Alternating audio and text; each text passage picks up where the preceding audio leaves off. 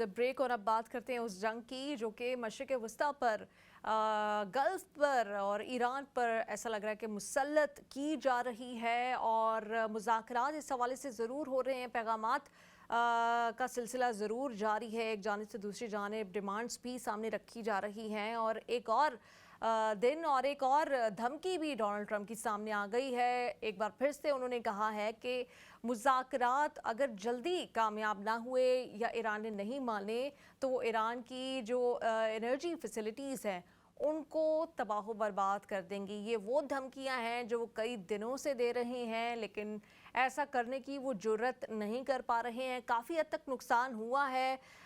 हम देख रहे हैं कि ईरान में मुख्तलिफ जगहों को निशाना भी बनाया गया है, सेंसिटिव पोजीशंस को निशाना भी बनाया गया है, लेकिन जो मेन लॉसेस है वो जानी नुकसान है। हम देख रहे हैं कि मासूम बच्चियां हों, स्कूल्स हों, यूनिवर्सिटीज़ हों, उनको टारगेट किया जा रहा है और ये अमरीकी सदर हैं जो इस तरह के नेचुरल रिसोर्सेज को तबाह बर्बाद करने की धमकियां दे रहे हैं, जिसको जब इंटरनेशनल लॉ नाम की एक चीज़ होती थी उसमें इसको इसकी वायलेशन समझा जाता था। अब बाकायदा खुद वो एतराफ़ जुर्म अपने सोशल मीडिया पैगामात के ज़रिए से करते हुए दिखाई दे रहे हैं। इसी पर बात करेंगे। ईरान से सीनियर सहाफ़ी हैं जो मशरिक़ वस्ता के उमूर हैं, उसके माहिर भी हैं, मुर्तज़ा नकवी साहब, उन्होंने हमें ज्वाइन किया। अस्सलाम वालेकुम, बहुत शुक्रिया। इस वक्त आप ईरान में मौजूद हैं। सबसे पहले तो ये बताइए कि आप खैरियत से हैं? क्या सूरत हाल है इस वक्त ईरान में? किस तरह से ईरानी कौम इस चैलेंज का मुकाबला करती हुई दिखाई दे रही है? अलैकुम सलाम, बहुत शुक्रिया आपने मुझे शामिल गुफ्तगू होने का मौका दिया। अल्हम्दुलिल्लाह अल्लाह का शुक्र खैरियत से हूँ। देखिए, आपने जो इंट्रो में गुफ्तगू की ट्रम्प की धमकी के हवाले से, ये धमकी काबिल अमल ज़्यादा इसलिए नहीं दिखाई देती कि ईरान ने इस पर फौरी रिटेलिएट किया था। अगर कहा कि हमारे असासों के साथ छेड़ा गया तो हम उसका जवाब देंगे, आँख के मुकाबले में आँख, हाथ के मुकाबले में हाथ और टाँग के मुकाबले में टाँग। तो उस दिन के बाद से ट्रम्प की धमकियों का सिलसिला आपने देखा, वो 48 घंटे की डेडलाइन जो है वो 5 दिन पे चली गई, फिर 5 दिन के बाद 10 दिन पे चली गई। असल मसला ये है कि ये इस वक़्त बौखलाहट का शिकार है। ऑयल प्राइसेज़ को कंट्रोल करने के लिए जैसे ही पीर को बाज़ार खुलता है, ये डायलॉग्स की बात करते हैं और जुमेरात जुम्मे को जब बाज़ार बंद होने लगता है, तो फिर ये धमकियों पर उतर आते हैं और फिर आपने देखा जुम्मे को ही यहाँ पर जो खंदाब न्यूक्लियर पावर प्लांट है उसके ऊपर और बुशेर के ऊपर जो मिसाइल अटैक्स किए गए। बुशेर इतना खतरनाक न्यूक्लियर पावर प्लांट है कि अगर वहां से वो मादे का इखराज हुआ, न्यूक्लियर मादे का, तो वो पीछे समंदर में जाएगा क्योंकि वो समंदर के किनारे पर प्लांट बनाया गया है। और अगर खुदा ना खास्ता वो समंदर में वो मादा जो इखराज शुदा होगा वो अगर चले गया तो उसी समंदर से गल्फ की तकरीबन स्टेट्स पानी पीती हैं। कतर हो गया, कुवैत हो गया, बहरीन हो गया, ये तमाम जो स्टेट्स हैं, वो चूँकि वहाँ पर नेचुरल पानी के सोर्सेज़ तो है नहीं, तो उनका जो पानी है वो समंदर से ही फ़िल्टर होके आता है। तो ट्रम्प को ये भी मालूम नहीं है कि वो क्या करने जा रहा है और वो ऐसे दलदल में फँस चुका है। मैं कई टीवी चैनल्स पर इंटरव्यू के दौरान ये बात पहले भी कह चुका था, जंग के शुरू होने से पहले, कि 2 ऑप्शंस ट्रम्प के पास हैं। या तो अपनी एप्स्टन जो फ़ाइल है उसकी मुश्किलात को कबूल करके जेल चला जाए या फिर इस ईरान के ऊपर हमला करके इस दलदल में कूद जाए। तो बहरहाल वो अपने आप को वहाँ से बचाने के लिए इस दलदल में कूद तो गया, लेकिन अब इस दलदल में मज़ीद गिरता जा रहा है। मोसाद की ब्रीफिंग पर 72 घंटे में अपने आप को क्लियर करके निकलने वाला ट्रम्प जो है वो अब इस तरह से फँस चुका है कि 1 महीना 1 दिन आज गुज़र चुका है और उसको मतलूबा मकासद हासिल नहीं हो रहे हैं। स्कूल के ऊपर हमला करना, यूनिवर्सिटीज़ को तोड़ना, हिलाल अहमर के दफ़ातर, रेड क्रिसेंट के दफ़ातर को तोड़ना, अस्पतालों के ऊपर हमला करना, आम मार्केट्स के ऊपर हमला करना, आम लोगों की रहायशगाहों पर हमला करना, ये बात साबित करती है कि उनके अहदाफ पूरे नहीं हुए, तो बौखलाहट का शिकार होकर दुनिया को दिखाने के लिए कुछ न कुछ कि हमने किया है। ये सारा सिलसिला चल रहा है। रही बात इसके रद्द-ए-अमल में ईरान में क्या हो रहा है, मैं इसी को आपकी जवाब सवाल से लिंक करता हूँ। देखिए, आप अगर ईरानी मीडिया को देख रही होंगी, जो कि वहाँ शायद अवेलेबल नहीं होगा, ईरान के अंदर इस वक़्त अवाम मगरिब की नमाज़ों के बाद जो है वो घर से निकलती है और रात को 2 ढाई बजे तक मुसलसल, आज 30 दिन हो चुके हैं ईरानी अवाम को, जंग के दूसरे दिन से वो जो रोडों पर आए हैं, उसके बाद से अभी तक ईरान का कोई शहर ऐसा नहीं है कि जहां अवाम बाहर ना निकलती हो और अमेरिका मुर्दाबाद और इसराइल मुर्दाबाद के नारे न लगाती हो। देखिए, जिस रिजीम चेंज के लिए इन्होंने अरबों डॉलर खर्च किए, मेहनत की, ट्रिलियंस ऑफ डॉलर्स ईरान के लोगों पर लगाए कि इनका ज़हन जो है वो अपने निज़ाम के खिलाफ हो। इत्तेफाकन इस जंग के बाद उनके वो ट्रिलियंस ऑफ डॉलर्स तो ज़ाया हो ही गए। ईरान के अंदर अगर ये जंग खत्म हो जाती है तो इसके बाद शायद 30-40 साल तक के, जब तक कि दोबारा कोई नई नस्ल पैदा हो और वो परवान चढ़े और इन सारे मामलात को भूल जाए, तब तक अमेरिका मुर्दाबाद, डाउन विद अमेरिका और डाउन विद इसराइल का ये नारा जो है जी, वो बिल्कुल गूंजता मुर्तज़ा रहेगा। ईरानी बिल्कुल। अवाम का ये जो सेंटिमेंट है वो आप रिपोर्ट कर रहे हैं। ज़ैन अभी आपसे कोई जी, सवाल मुर्तज़ा पूछना चाह साहब ये बता रहे हैं कि ट्रंप जो हैं वो अपने इरादों और मकासद में तो फ़ेल हुए हैं, और जो वो चाह रहे थे इस जंग से, जो हासिल करना चाह रहे थे, रजीम चेंज हो जाए या दूसरे मकासद जो हैं वो पूरे नहीं हुए। लेकिन यहाँ पर जो हम पूछना चाह रहे हैं बतौर पाकिस्तानी, ओवरसीज़ पाकिस्तानी, कि पाकिस्तान के रोल को ईरान की आवाम किस तरह से देख रही है? क्योंकि पाकिस्तान में आपने देखा कि एक तबका है जो नेगेटिविटी पोर्ट्रे करने की कोशिश करता है, और वो ये कहता है कि शायद ईरान जो है वो पाकिस्तान से खुश नहीं है, जबकि ईरान की जो लीडरशिप है वो तो पाकिस्तान से खुश नज़र आ रही है। और हमने देखा भी रिसेंटली जो अब नए हुर्मुज़ से हमारे जो तेल बरदार जहाज़ हैं वो भी गुजर रहे हैं। लेकिन अवाम का क्या रिएक्शन है, वो क्या देखते हैं जो पाकिस्तान कोशिशें कर रहा है वहाँ पर जो है वो अमन को लाने के लिए? देखिए देखिए, ये आज की बात नहीं है, क्योंकि 2 मुस्तकिल पड़ोसी हैं, हमारी सकाफ़तें मिलती हैं, हम मुसलमान ब्रदर मुल्क हैं, हमारा एक-दूसरे के साथ दिली रिश्ता है। देखिए, आप अपने मफ़ादात के तहत ताल्लुकात तो बदल सकते हैं, लेकिन पड़ोसी कभी नहीं बदल सकते। पड़ोसी आपके साथ हमेशा जुड़ा हुआ है। तो ईरान के साथ पाकिस्तान का रिश्ता बहुत अच्छा है। पिछले जो इनके रहबर थे शहीद सैयद आयतुल्लाह सैयद अली ख़ामेनेई, उनकी भी हमेशा गुफ्तगू में पाकिस्तान तरजीहात में होता था, और अब जो नए रहबर इनके आए हैं, सैयद मुज्तबा ख़ामेनेई, उनकी गुफ्तगू में भी जो उन्होंने पहला स्टेटमेंट जारी किया, उसमें पाकिस्तान को इंतहाई तशक्कुर के अल्फाज से याद किया गया, और पाकिस्तान के लोगों की खिदमात और उनकी हिमायत का बेइंतहा शुक्रिया अदा किया गया। और अवामी सतह पर भी मैंने कुछ जलसों के अंदर जहाँ शिरकत की, वहाँ तशक्कुर तशक्कुर यानी थैंक्स पाकिस्तान के नारे सुने। तो ये बात बताती है कि मसलन पाकिस्तान और ईरान के ताल्लुकात रोज़ अव्वल से दुरुस्त है, खराब नहीं है। सिर्फ मफादात का मामला है। देखिए, पाकिस्तान में भी यकीनन एक टोला ऐसा है जो अपने मफादात की खातिर गलतफहमियां और तफरके डालने की कोशिश करता है, और यहाँ भी यकीनन एक आधा टोला ऐसा होगा जो अपने मफादात की खातिर तफरके डालने की कोशिश करेगा। तो वो टोला मायने नहीं रखता है। कुल्ली तौर पर जो ताल्लुकात का मामला है पाकिस्तान और ईरान के दरमियान, वो शुरू से बहुत अच्छा था, है और इंशाल्लाह रहेगा। जी, अच्छा, मैं आपसे ज़्यादा ईरान के अंदर जो इस वक्त सूरत हाल है वो जानना चाहती हूँ। आपने कहा कि लोग सड़कों पर आ जाते हैं, अपनी अफवाज के पीछे खड़े हैं, अपनी जो रजीम है उसको सपोर्ट कर रहे हैं। एक ईरानी तबका जो है, कुछ आप जिनकी बात भी कर रहे थे, वो बाहर भी मौजूद है, और हमेशा जो आपने वेस्टर्न मीडिया में डिस्कशन सुनी होंगी, वो सारी इस बात के गिर्द घूमती हैं कि ख़वातीन को वहाँ पे अपनी मर्ज़ी से ज़िंदगी गुजारने की इजाज़त नहीं है। हालांकि जो एजुकेशन या लिटरेसी के स्टैट्स हैं वो बिल्कुल एक डिफरेंट पिक्चर पोर्ट्रे करते हैं। तो जो आप वहाँ पे रहते हैं, किस तरह से आप देखते हैं कि अभी तो जंग के हालात है, इससे पहले एक नॉर्मल ज़िंदगी कैसी थी एक ईरानी ख़वातीन की, अगर हम बात करें तो? मैं जंग में भी आपको बता देता हूँ। आप मुझे बताइए, लंदन की स्ट्रीट्स पर कोई एक स्ट्रीट बिल्कुल खाली है। रात को 12-1 बजे उस सुनसान स्ट्रीट्स पर चलते हुए 2 ढाई किलोमीटर का फासला करके आप इज़िली घर जा सकती हैं? मेरा आपसे सवाल है। बिल्कुल नहीं। क्राइम की सिचुएशन, और यहाँ पे भी वैसे ही जज़ाकल्लाह, आपको खौफ का। जज़ाकल्लाह, बिल्कुल। जज़ाकल्लाह। मैं गवाह हूँ। मैं साइड नहीं ले रहा हूँ, आप आइएगा, मैं आपको दिखाऊँगा।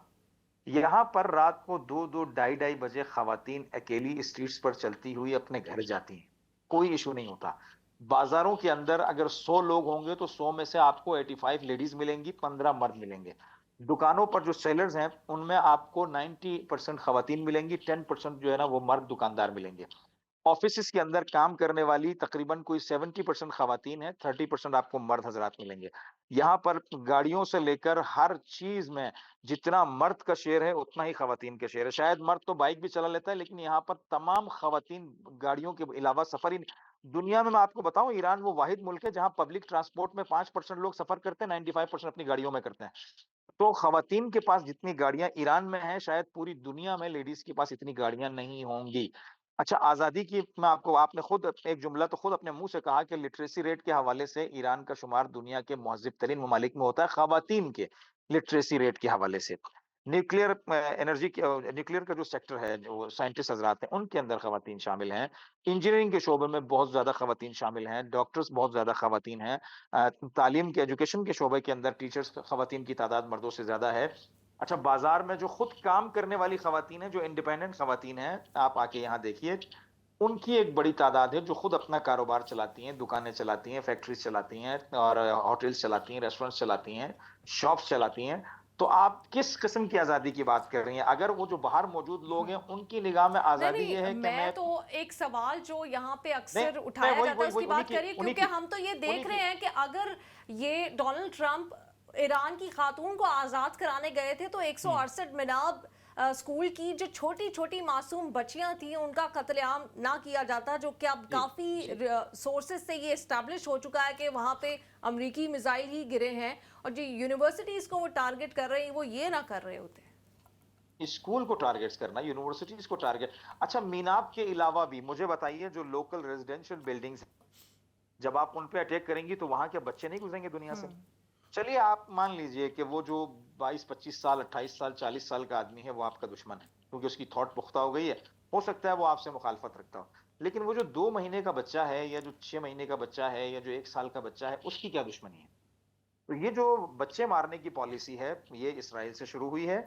ईरान की जंग भी जो है वो उस इसकी इब्तिदा फ़लस्तीन है और इंतहा जो है वो इसकी ईरान है। अच्छा, क्योंकि एक और ईरान सवाल इस मैं आपसे स्टेज जानना पर चाहूंगी इसराइल फ़लस गल्फ जी, जी। कंट्रीज के हवाले से कि यकीनन गल्फ में रहने वाले जो शहरी हैं वो भी ईरान के लिए भी उनका दिल जो है वो धड़क रहा है, सॉलिडारिटी भी है, गवर्नमेंट्स की जो भी स्टेटमेंट्स आ रही हों और यकीनन वो किसी ना किसी हद तक इस जंग से उनकी ज़िंदगियां भी मुतासिर हो रही हैं। ईरान में जो शहरी रहते हैं वो किस तरह से देख रहे हैं गल्फ में रहने वाले जो शहरी इस वक्त जिस स्ट्रगल का जिनको सामना करना पड़ रहा है कि उनका कोई भी रोल नहीं है, वो भी उतने ही मासूम है जितने ईरानी अवाम मासूम है कि उनका कोई कसूर ही नहीं और एक जंग उन पे मुसल्लत कर दी गई है।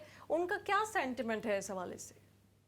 देखिए जिसके हाथ में कुछ भी ना हो उस बेचारे से क्या तवक्को की जा सकती है। गल्फ की जो आवाम है वो यकीनन उसी तरह से मज़लूम है, जिस तरह से एक बादशाह के नीचे गुलाम मज़लूम होता है। क्योंकि बादशाहते हैं ना, कोई डेमोक्रेटिक निज़ाम हो, कोई सिस्टम हो तो आदमी उसमें कोई नुक्ता नज़र बयान कर सकता है। बादशाहतों के दरमियान तो ये सारा सिलसिला होता नहीं है। गल्फ की आवाम जब मैं यहाँ पर कई वीडियोज़ हमें मौसूल होती हैं जो गल्फ स्टेट्स से आती हैं, जब वहाँ मिसाइल जाते हैं और जो लोगों की अपनी सोशल मीडिया पर आरा हैं, जिनका वो इज़हार करते हैं वीडियो की सूरत में या ट्वीट की सूरत में, अक्सर लोगों की हिमायत ईरान के साथ है। उसकी बुनियादी वजह ये है, वो ये समझते हैं कि हक़ और बातिल की इस जंग के अंदर वाहिद ईरान है, तमाम मुस्लिम उम्मा के दरमियान जिसने खड़े होकर अमेरिका के सामने फ़लस्तीनियों के लिए स्टैंड लिया और आज जो ये जंग है, उसके ऊपर जो ये मुसल्लत की गई है, वो इसीलिए मुसल्लत की गई है कि मुस्लिम ममालिक के माबैन ये वाहिद मुल्क है जो अमेरिका और इसराइल के लिए ग्रेटर इसराइल के नक्शे में हडल बना हुआ है।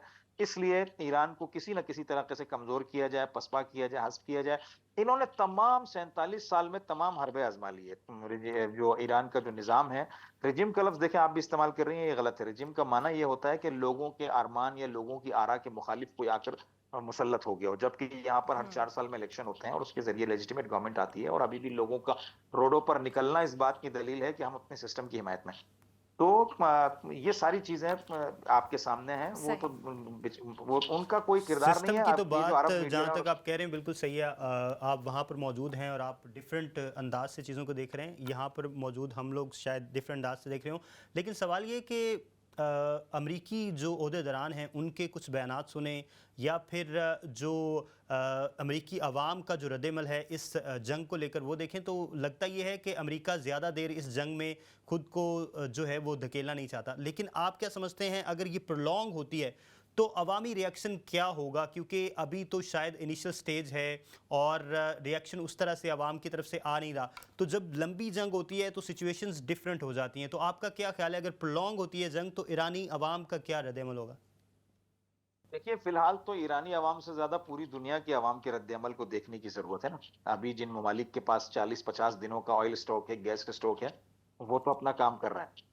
और जब ये खत्म हो जाएगा और क्राइसिस पैदा हो जाएगा तो दुनिया की आधी एनर्जी, न सिर्फ आधी एनर्जी बल्कि फर्टिलाइजर का सिस्टम भी यहाँ से जाता है।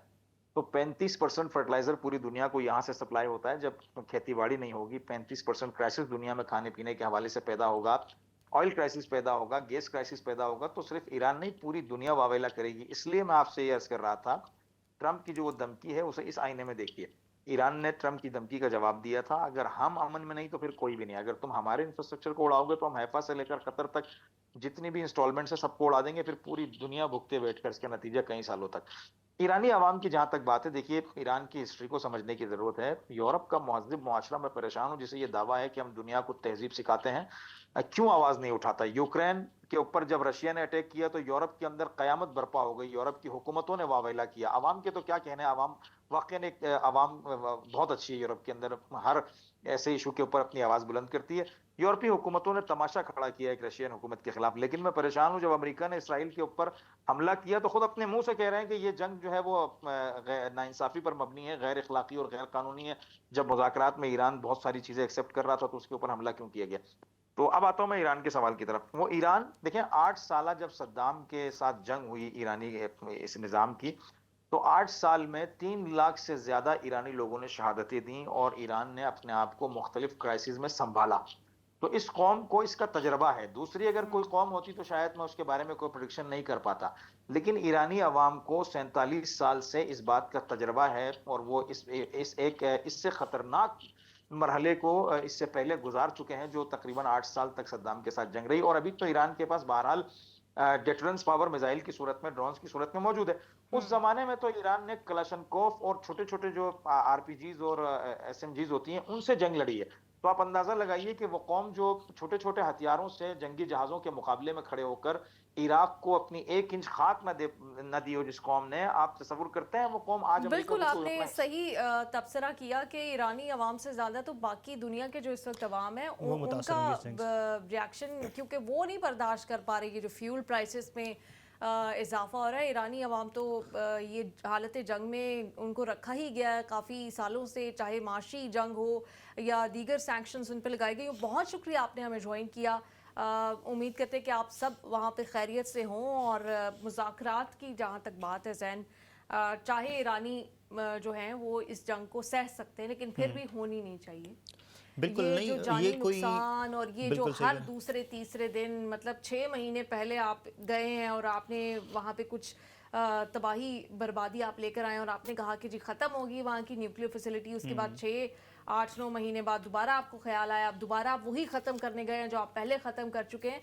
तो ये और एक ऐसा इंसान जो आता है सुबह कोई और स्टेटमेंट देता है, रात को कोई और स्टेटमेंट देता है, आखिर कब तक ऐसे जो लोग हैं और ऐसे जो लीडर्स हैं वो पूरी दुनिया का अमन जो है इसको ख़तरे में रखेंगे? देखें, ये जो पिछला कुछ अरसा है उसमें आपने देखा कि जो पॉपुलिस्ट लीडर्स हैं उन्होंने दुनिया में बहुत सी जंगें नाफिज की हैं और बहुत सारे जो मामला, आप मोदी की मिसाल लें, आप जो है वो ट्रंप की मिसाल लें, आप नेतन्याहू की मिसाल लें, आप इस तरह के जितने भी लोग हैं जो जंगों पे बिलीव करते हैं। देखें, हमने जो वर्ल्ड वॉर 2 हुई थी उसके बाद पूरी दुनिया इस चीज़ पर इत्तफाक किया था, न्यू लिबरल वर्ल्ड ऑर्डर, जिसका चौधरी जो है वो अमेरिका को बनाया गया था। तो उसके पीछे वजह यही थी कि अब मज़ीद जंगें नहीं, अब फाइनेंशियल सपोर्ट होगी, एक सपोर्ट सिस्टम होगा, वर्ल्ड बैंक होगा, IMF होगा, जो कोई डगमगा रहा होगा, जो मईशत कमज़ोर हो रही होगी, आप उसको सपोर्ट करेंगे। ये नहीं है कि जो अगर कहीं पर आपको लग रहा है कि कोई सर उठा रहा है तो उसको आपने दबाना है, आपने अगर कोई दब रहा है तो उसको उठाना है। सो बिल्कुल डिफरेंट बॉल गेम जो है वो खेल रहे हैं डोनाल्ड ट्रंप इस सूरत हाल को लेकर। और आपने देखा कि अमेरिका की जो आवाम है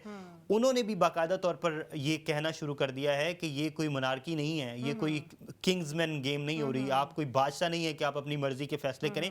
और वो जो चीज़ें हैं वो आपको अब इवेंचुअली जो है वो नज़र आएंगी कि लोगों को अब आइडिया हो गया है। अब वो सिचुएशन नहीं है जो वर्ल्ड वॉर 2 की सूरत हाल थी कि लोगों के पास जो है वो सोर्स ऑफ इंफॉर्मेशन नहीं होता था, लोगों को पता नहीं होता था, आप जिस तरह का मर्जी उनको प्रोपोगेट कर लेते थे, अपने हिसाब से जो है वो माइंड्स बिल्ड करते थे। अब लोग जो हैं वो डिजिटली जो है वो कनेक्टेड हैं और ग्लोबल विलेज हम इसी वजह से दुनिया को कहते हैं कि हम एक दूसरे के दर्द को महसूस करते हैं। पाकिस्तान क्यों यहाँ पर अपनी जो है वो कोशिश कर रहा है, सिफारती कोशिश, क्योंकि पाकिस्तान ईरानी भाइयों की जो वहाँ पर बच्चे बुजुर्ग बहनें हमारी, उनके दर्द को हम महसूस कर सकते हैं। और हम ये चाहते हैं कि कोई भी खित्ता हो दुनिया का, वहाँ पर कोई भी मासूम जान जो है वो ज़ाया नहीं होनी चाहिए। ये भी मैं कहती हूँ कि अल्लाह की एक इनायत है, कोई इज़्ज़त और तकरीम आपके मुकद्दर में लिखी होती है तो आपको मिल जाती है, वरना अपने आप को इस रीजन का ठेकेदार नरेंद्र मोदी साहब समझते थे। लेकिन जब मुश्किल वक्त आया है इस पूरे खित्ते के ऊपर तो